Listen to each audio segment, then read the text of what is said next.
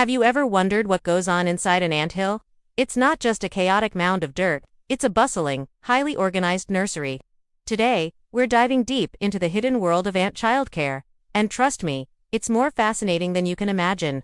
It all starts with the queen. She's not just a ruler.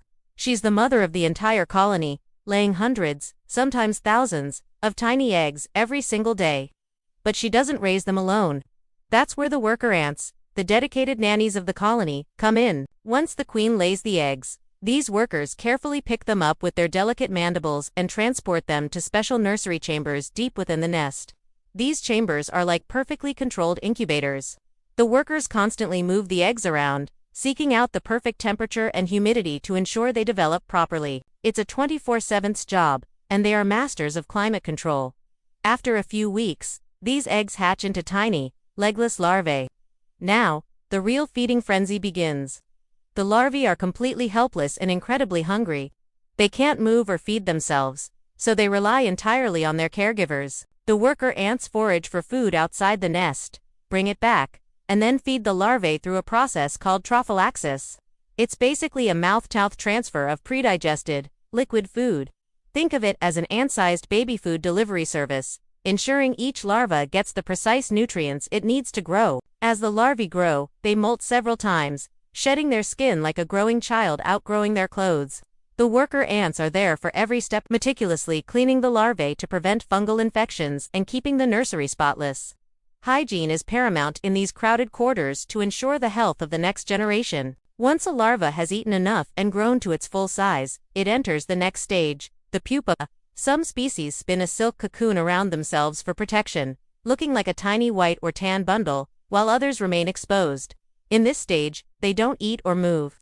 It's a time of incredible transformation, much like a caterpillar in a chrysalis turning into a butterfly. Inside that casing, the larva is rearranging its entire body, developing legs, antennae, and all the features of an adult ant.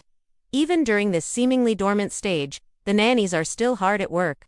They continue to groom the pupae, protect them from predators and disease, and move them to different chambers if the environmental conditions change. They are the silent guardians watching over the colony's future. Finally, the moment arrives. A fully formed adult ant is ready to emerge. But it can't break out of its cocoon or pupal case on its own. The ever-vigilant worker ants notice the subtle movements and immediately jump into action. They carefully snip open the casing with their mandibles, gently freeing the newborn ant. They then help the new ant, called a callow, stretch its limbs and clean it thoroughly.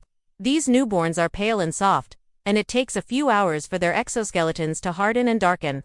For the first few days of their adult life, these new ants stay inside the nest, learning the ropes, and taking on domestic duties, often starting with, you guessed it, caring for the next batch of eggs and larvae.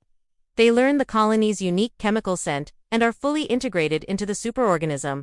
So, from a tiny egg to a fully fledged member of the colony, every single ant is the product of an incredible system of communal care. It's a testament to teamwork, dedication, and the amazing power of nature.